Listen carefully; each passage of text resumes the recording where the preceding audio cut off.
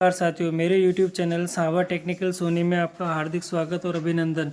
साथियों, YouTube पर शिक्षा संबंधी सूचनाओं को सबसे पहले पाने के लिए मेरे YouTube चैनल को लाइक और सब्सक्राइब कीजिएगा।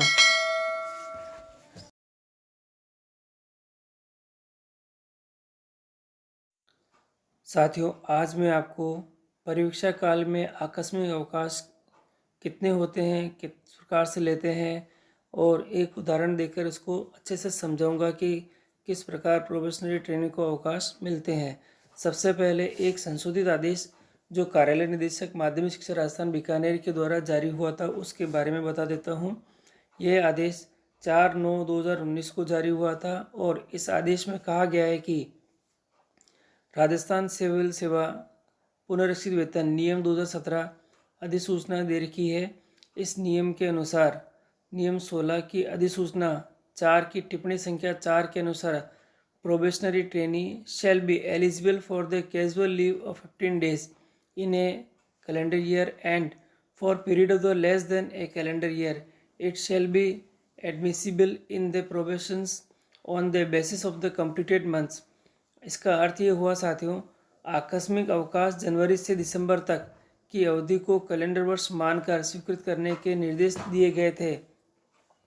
उक्त आदेशों को राजस्थान सेवा नियम 1951 खंड द्वितीय के परिशिष्ट 1 के प्रावधान अनुसार संशोधित किया जाकर शैक्षिक विभागों के शैक्षणिक कर्मचारियों के लिए आकस्मिक अवकाश के लिए कैलेंडर वर्ष 1 जुलाई से 30 जून तक रहेगा। यानी ये नोट कीजिएगा सबसे पहले कि हमें जो आकस्मिक अवकाश मिलते हैं वह 1 जुलाई से 30 जून तक ही मान्य है।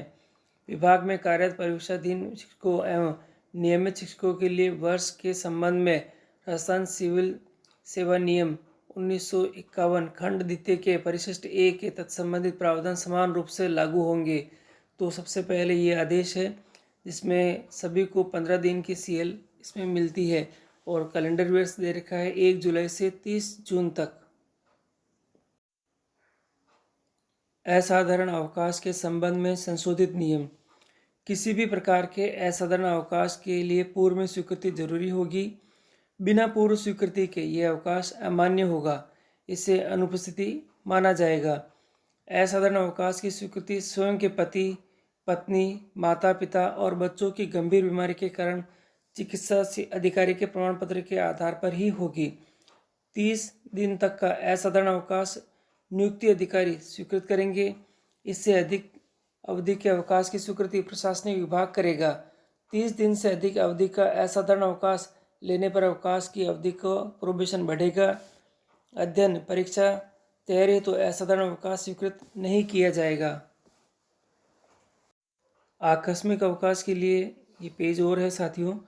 प्रतिवर्ष एक राज्य कर्मचारी को राजस्थान सेवा सिविल सेवा नियम अनुसार 15 दिन का आकस्मिक अवकाश मिलता है। नियुक्त एवं सेवानिवृत्त होने वाले कर्मचारियों को निम्नानुसार आकस्मिक अवकाश मिलेगा।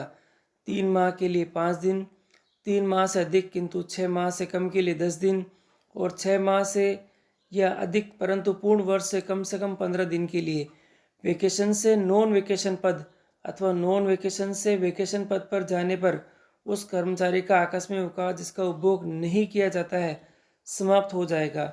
नए पद पर आकस्मिक अवकाश निम्न प्रकार से देय होंगे।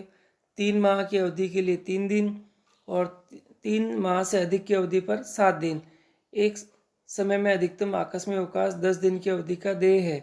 अवकाश का उपयोग पूर्व स्वीकृति से किया जाना है, परंतु बीमारी, अस्पताल और अंत्येष्टि में उपस्थित होने के कारणों पर कार्योत्तर स्वीकृति प्रदान की जा सकेगी। आकस्मिक अवकाश स्वीकार किया जा सकता है।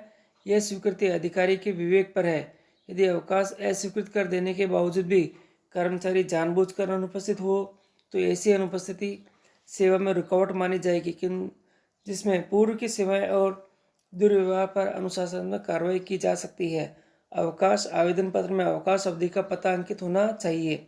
आवेदन क्रमांक F34 FD ग्रुप 2 75 दिनांक 2/8/1975 के अनुसार आधे दिन का आकस्मिक अवकाश अपराह्न पूर्व 2 बजे एवं अपराह्न पश्चात 1:30 यानी 1:30 बजे तक प्रारंभ होगा।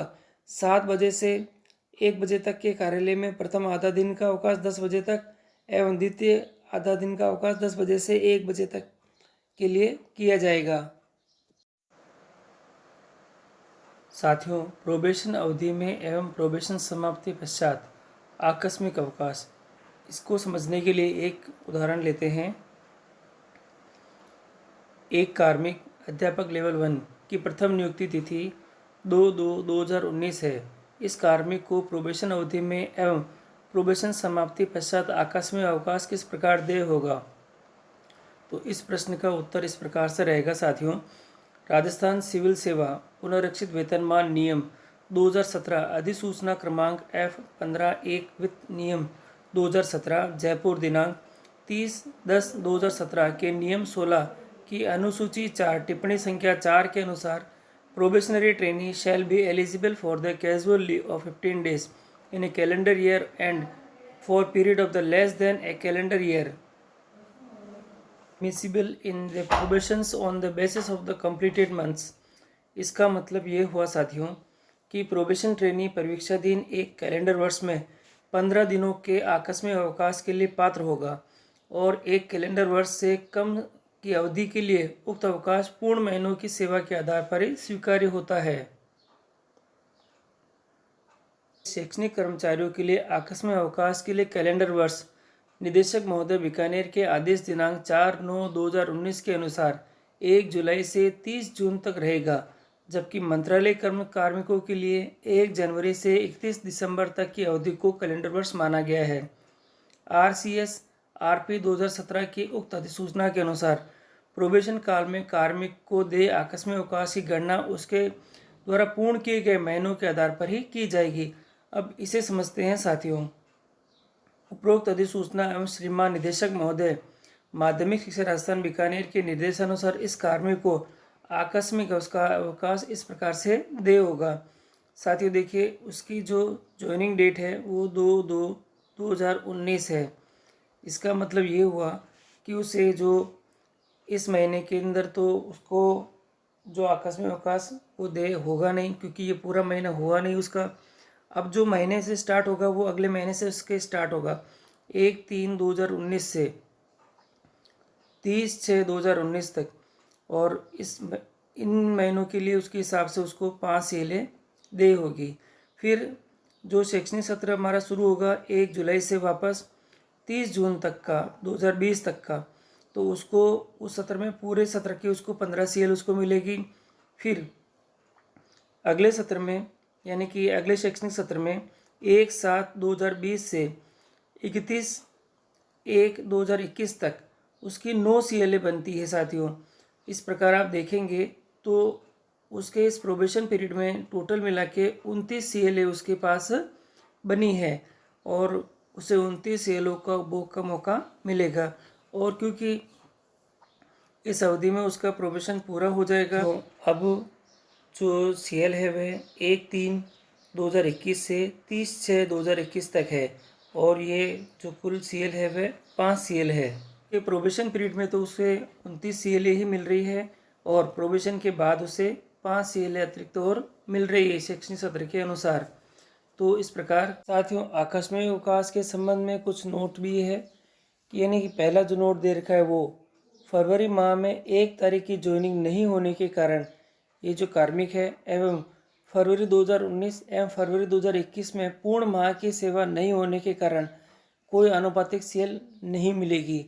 इस प्रकार कार्मिक को प्रोबेशन काल में पूर्ण किए गए माह की सेवानुसार कुल 29 दिन का आकस्मिक अवकाश मिलेगा। प्रोबेशन पूर्ण होने के बाद कैलेंडर वर्ष के शेष माह में पूर्ण माह की सेवा के अनुसार आनुपातिक CL उसकी देय होगी। साथियों, CL के बारे में कुछ और भी समझते हैं। यदि एक महाशय को ज्वाइनिंग के 10 दिन बाद ही किसी कारण से अवकाश की आवश्यकता है तो उन्हें अवैतनिक अवकाश लेना होगा।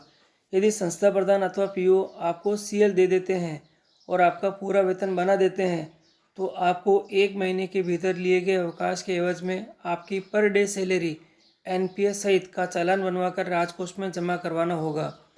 एक और दूसरा उदाहरण लेते हैं। कोई कार्मिक है, कोई महाशय 2 को सेवा में 1 महीना पूरा हो गया है एवं अब उन्हें अवकाश की आवश्यकता है। उन्हें उनकी अर्जित सेवा सीएल में से केवल एक सीएल ही ले सकते हैं। इससे ज़्यादा अवकाश की आवश्यकता है तो उन्हें अवेतनीय अवकाश स्वीकृत कराना चाहिए। यदि किसी कारणवश उन्हें अवकाश का लाभ दे दिया जाता है तो नियमानुसार सीएल को छोड़कर अन्य दिनों के वेतन का चालान बनवाकर पुनः राजकोष में जमा कराना होगा। तीसरा उदाहरण, महाशय 3 को परिवीक्षा काल में सीएल अर्जित नहीं होने पर भी इसका लाभ दिया गया है, किंतु अब उसके स्थायीकरण का समय है तो उन्हें ली गई अनुचित सीएल का वेतन चालान के माध्यम से राजकोष में जमा करवाना चाहिए। महाशय 4 को सीएल का अनुचित लाभ दिया गया है और उनका स्थायीकरण भी हो गया है और ऑडिट से पहले ही उनका स्थानांतरण प्रमोशन हो गया है। आज उनके विद्यालय में ऑडिट टीम आई है जो उनके सेवा पुस्तिकाओं को जांच रही है और ये पाया गया है कि उनको अनुचित सीएल का लाभ मिला है।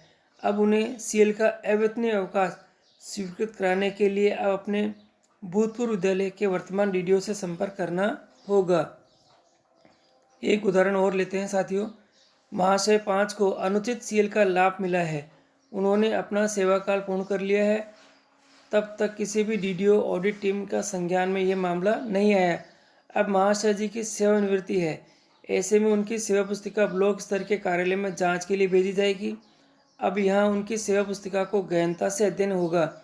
उपरोक्त मामलों का असाधारण अवकाश उनके तत्कालीन जहाँ सेवारत रहते हुए उन्होंने यहाँ अवकाश लिया था वहाँ से डीडीओ से स्वीकृत करवाया जाएगा अथवा अनुचित सीएल के दिन से उनके वेतन का नियमानुसार ब्याज सहित वसूल किया जाएगा अथवा जितने दिन का अनुचित सीएल का लाभ मिला है उतनी पीएल उनके खाते से काट ली जाएगी। उपरोक्त निर्णय उनकी ऑडिट टीम जांच समिति का ही होगा। कृपया फिर से ध्यान दीजिएगा, अवकाश के नियम समय समय पर संशोधित होते रहते हैं, अतः अधिक जानकारी लिए अपने उच्च स्तर के अधिकारियों से संपर्क करें और जो बताई गई सूचनाएं हैं उनमें भी परिवर्तन हो सकते हैं, तो इसे किसी प्रकार के अंतिम निर्णय इसको न माना जाए।